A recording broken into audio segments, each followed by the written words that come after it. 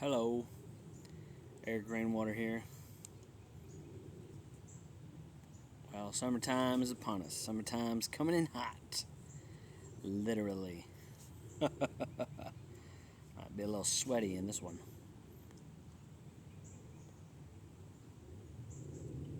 But you know what? I'm still going to enjoy my pipe. Still going to enjoy my piping hot black coffee. And I'm going to enjoy creation. I'm going to enjoy being outside.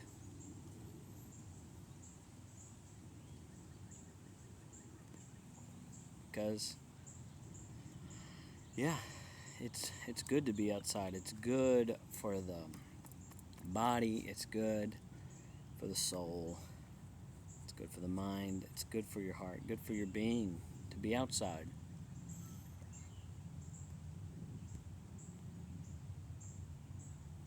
So I grew up in Arkansas where it's decently humid. I realize there's probably even more humid places, but I did grow up in the humidity. But I never learned to just love it. My Scotch Irish Germanic ancestors, my DNA does not cry out for the hot, humid.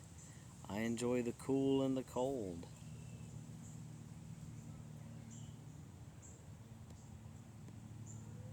But why am I out here then? Because I've learned to be thankful in all things. I've learned that being resilient and leaning into things we don't like sometimes, but we know it's good for us. It yields good results. And so practicing thankfulness when you're doing something you enjoy isn't very hard.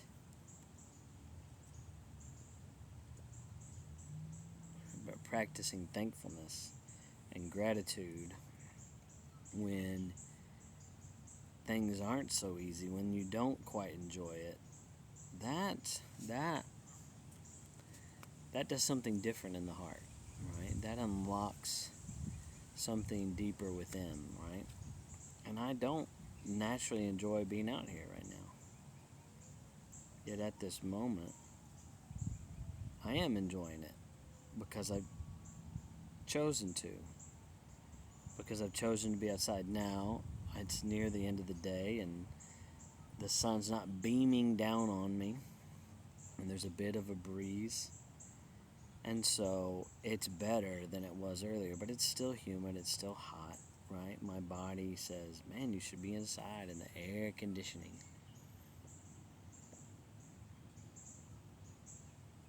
Oh, the joy of modern air conditioning. And with that, I practice thankfulness. I am thankful I'm not sleeping outside in this. But I will say, hey, for me, my kind of what I call my spiritual birthday, my personal day of retreat when I go to try to be with the Lord every year and remember um, that He has called me, that He has invited me to be in an intimate relationship with Him. That's kind of a bit of an anniversary for me. And so I try to set that time apart or sometime around that time to spend at least a day, if not, a weekend just with the Lord. I get away from my family and I get away from community and I just try to get alone with the Lord. And a lot of times I still just choose to be outside. Now, I've also learned how, ways to be outside. So I chose this time of day, just not just because it's better lighting for the camera, but because it is a little bit cooler than it is in the heat of the afternoon. In the heat of the afternoon and you got air conditioning, get inside. But what if you're not, right? Well, if you got a fan, get a fan, but get in the shade, whatever, go for a swim. Whatever. But even growing up, and we had air conditioning, I would go to camp, Boy Scout camp, every summer, and it was hot and it was humid, and I was in a tent, and I learned how to, right before I go to bed, the sun's gone down. Right before I go to bed, I go and I take a shower, or I go get in a creek or something, and I get the sweat off. And whether it's just with the water, or every other day I would kind of use soap, but I would get the sweat off, and then I would go back and I would get right in the bed. Now, it's smart to bring a battery powered fan, right? That's another modern convenience, but to bring a fan camping. But if you drop your core body temperature, you got a little fan, you're feeling comfortable, you get right in, you lay right on the bed or the cot or whatever, and boom, you're asleep because you've had a full day before it gets too hot. Woo, got a tick on me. Actually, the other thing about summertime, some people are afraid of the bugs, but I grew up with those too. I just pick them and flick them.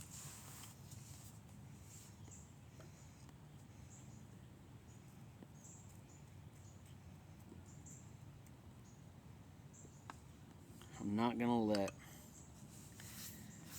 convenience and trying to be comfortable determine what's best for me.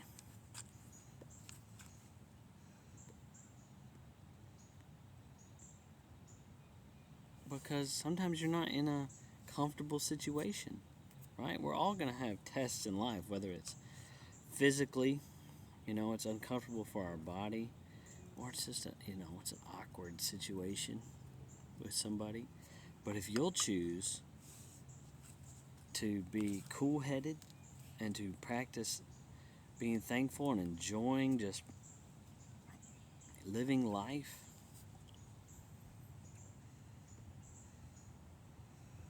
it crosses over into other areas of life, right? If you practice fasting, you don't eat food, you choose not to eat food, you practice self-control and self-discipline in one area, it helps you to be more self-disciplined in other areas.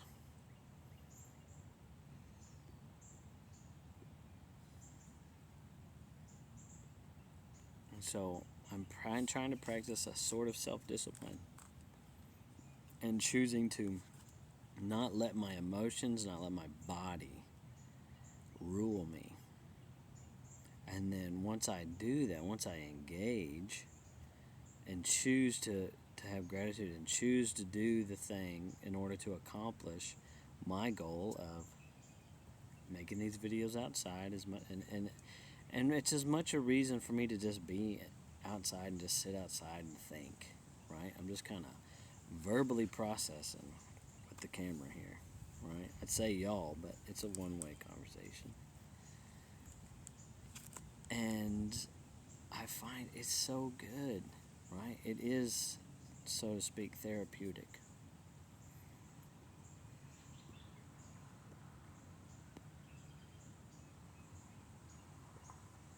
And then therefore, when I run into tough situations, right, things go better. At least I'm more calm. The situation may totally go haywire, but I don't lose myself in the midst of it. I stay calm.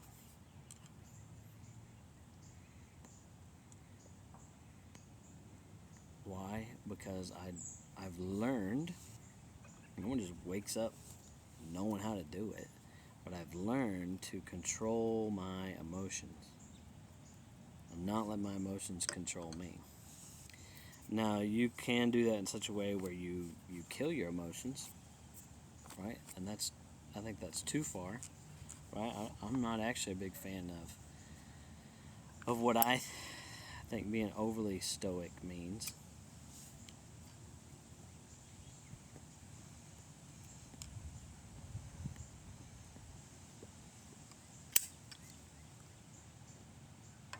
But true stoicism isn't a total disregard of the emotions. And there's a bit of that. It's knowing where to put your emotions, right? It's discerning, hey, this is my emotional state, this is what I'm feeling, but is that the truth, right? I'm engaging my mind, my heart, every part of me when I learn to control my emotions.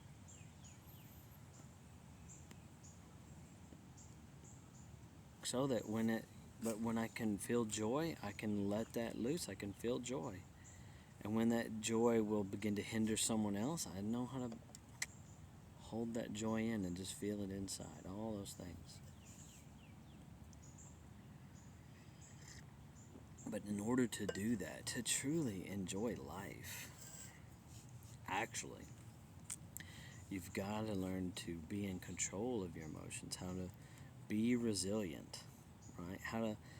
Because you're going to be in tough situations. You're going to be in situations that try to rob your joy.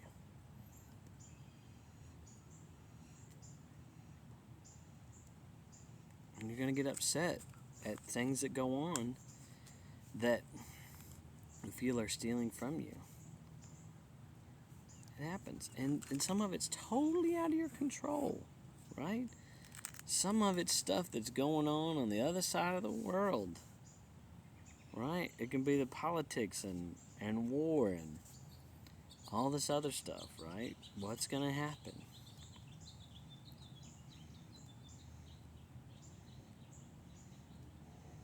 Well, if you're trying to control your circumstances but not control your emotions, not control your own heart and your mind, there's going to be stuff that happens that you have no control over, and you're going to feel overwhelmed, right?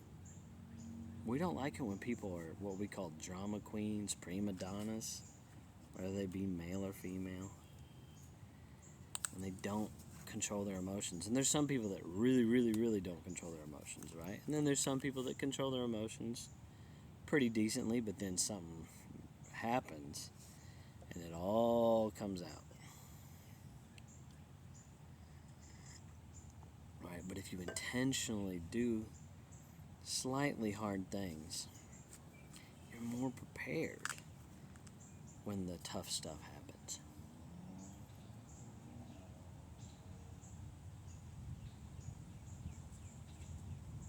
So I'm not saying go looking for trouble at all, because there's enough trouble in the world. Trouble will find you when it's time, right?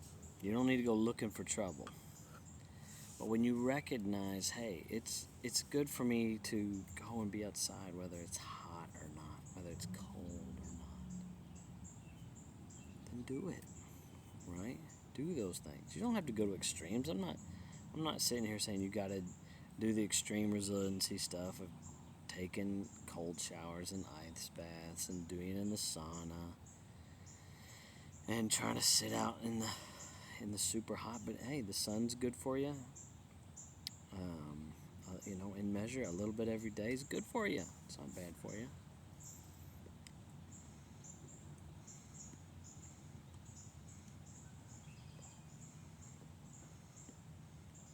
Just learn to be thankful. It's just, you're more happy when you're thankful. You really are.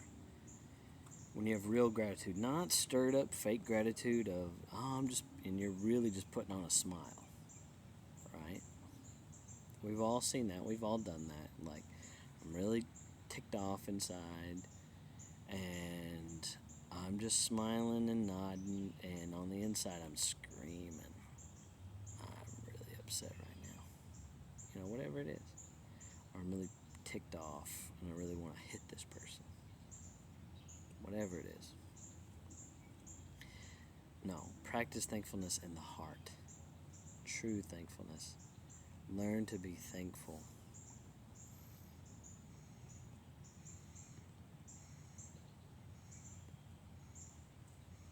Learn to have gratitude. Now, you might be going through something really tough, and like death of a family member, of a loved one, of a spouse, of a kid, right? You could be trying to have babies and you're having miscarriages, or you have stillbirth. I've seen some tough People have gone through some tough stuff. And there's a time to cry. There's a time for all that. But there's a time to keep moving and not dwell in it. There's a time to get up and be thankful that you're alive.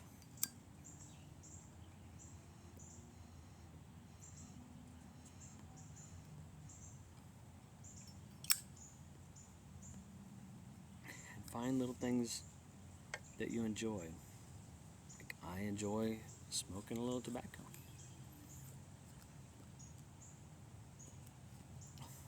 But if this went away, it'd be alright. I enjoy my cup of black coffee. You know, and I drink hot black coffee no matter what time of year it is. And I've been doing it since I was 11 years old. I love hot black coffee.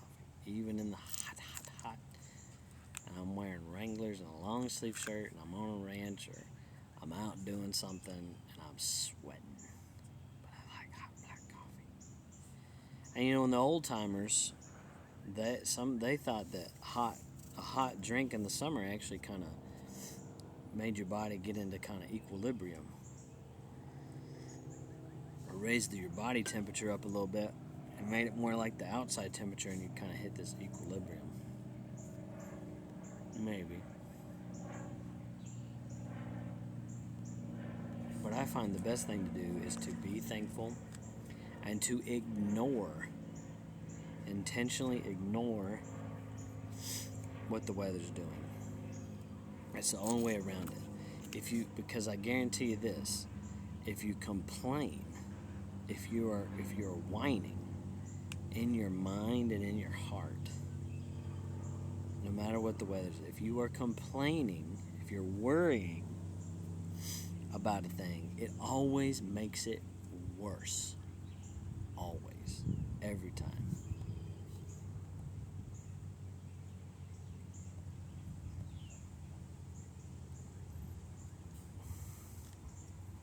But if in all things, right? In all circumstances, what does James tell us?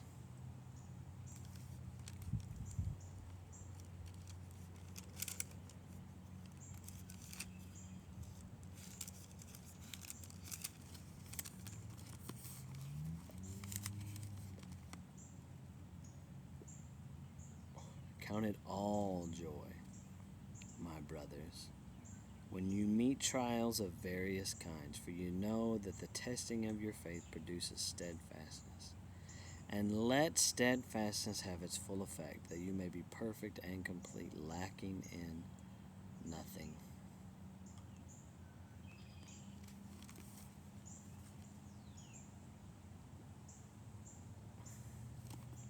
And so for some, the extremes of weather can test their faith. Like, you're right. You might have this little question, why did you make things so, Lord? Because he knows what's good for the earth, right? And you might be sitting there going on this hot day and you go, man, maybe them global warming people were right today. Oh, you know, but on that note, the weather changes all the time. Climate change, duh. Does that mean it's man-made and that it's the end of the world? Probably not. Probably not at all. That whole thing, they're just trying to get political power, and it's just an excuse to control you. But that's the other reason to practice self-control. So even if governments and institutions become authoritarian, even so, and I think we saw some of that in the last few years, even if they become authoritarian and they do the wrong thing,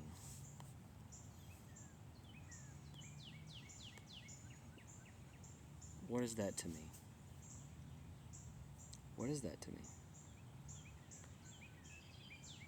Do I not have hope in Christ? Do I not believe that Christ will judge everything and set everything right? Is that not what he promised? And if so, am I thankful for what he's done for me, so that I hope, that's another reason I'm praying, because the tough situation could be because I'm a believer, right? And this is for some believers in some parts of the world. They could come and get me and take me to jail or torture me or my family, right? And I believe there's a time to stand up, absolutely. But at the same time, if everything goes awry, it doesn't mean that shouldn't mean anything to me. I want to be in a place where you could put me in jail, especially for doing the right thing. You would jail me for doing the right thing, and I would still be filled with thanksgiving.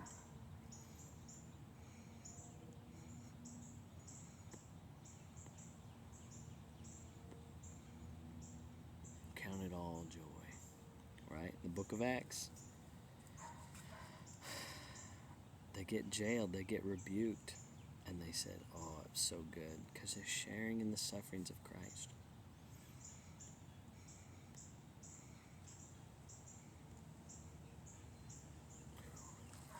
Because you don't know what situation you might be in. But if you're not practicing thankfulness and gratitude and knowing and trusting the Lord, even if the situation's tough, how are you going? You're going to miss the opportunity, because the Lord might put you there so that you can be a witness to the Philippian jailer, right? The Philippian jailer and his whole household comes to faith in the Lord because Paul and Silas were praising the Lord in the prison.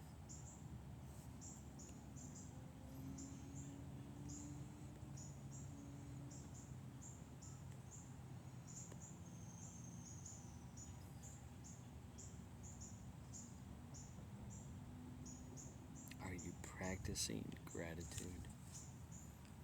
And not a fake gratitude, like I said, not a fake thankfulness, and it's harder when you're just trying to do it from within in your own power. But when you lean into the Lord, right, and you the Holy Spirit is the one that can give you grace to do that.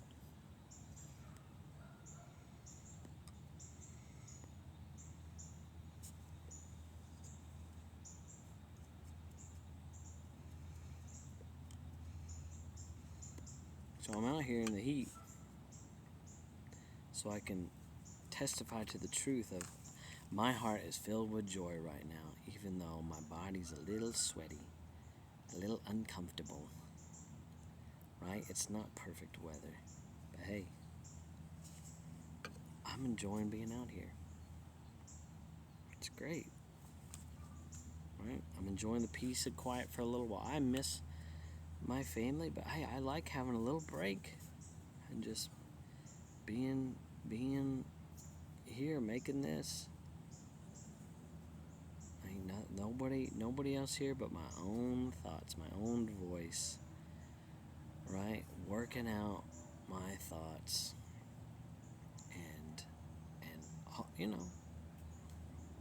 this helps one person, good, right? But if all this is today, I practice some self-discipline and I practice some thankfulness. At least I'm getting a benefit out of it.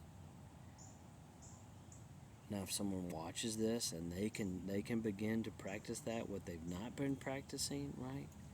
If they'll learn to get over themselves and to get past being uncomfortable, right? And the next time they're in an uncomfortable situation, whether that's physically uncomfortable or it's relationally uncomfortable or it's just awkward, right? Who cares if it's awkward? Who cares? Whoop-de-doo. Why are you making mountains out of molehills? So what if the person is awkward? There's probably a reason they're awkward. There's probably a reason they don't know how to relate, right? There's probably some something in their life, and they're trying. They're talking to you. Don't you be a grown-up and be nice to them. I'm not worried about their awkwardness. Why would we reject people for being awkward? That's so mean and selfish. Right? You think wouldn't you rather, if you've been awkward, if you go into a situation where you're not quite sure what to do, aren't you glad when you show up somewhere, a new hotel, even a new city, a new, you know, you're interested in something and it's your first time? Wouldn't you like for somebody that knows what they're doing to be kind to you and practice and be patient and merciful and gracious with you and to help you along? Yeah. You'd be like, oh man, I was really thankful for that person.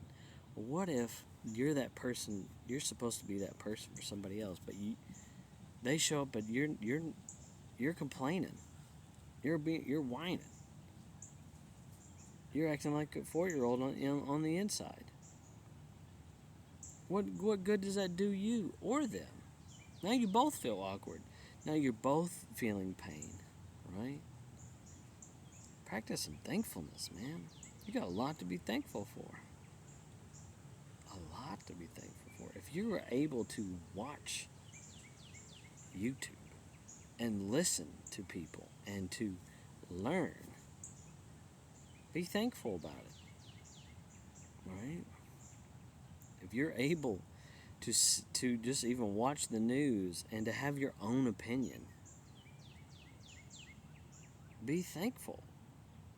Don't just complain about it. Be thankful that you have a mind that can think. That's awesome. That's, that might actually be a rare thing these days, that people can actually just sit and think. Man, practice some thankfulness. Practice some self-discipline, some gratitude. Be a little bit more resilient. Be a little bit, have a little bit thicker skin. It's more fun, right? You can be joyful in all things, and not let the circumstances of the day or life rob you, right? Sermon on the Mount. There's enough trouble for the day. Don't worry about tomorrow. Be thankful. And as far as it is right now, I'm just thankful that there is weather. That weather is a thing, right? The outside is a thing because it's beautiful. And the plants are clearly enjoying it right now. They're lush and they're green and they're soaking up life. And if I take my focus off of that beauty that's around me and I go, oh,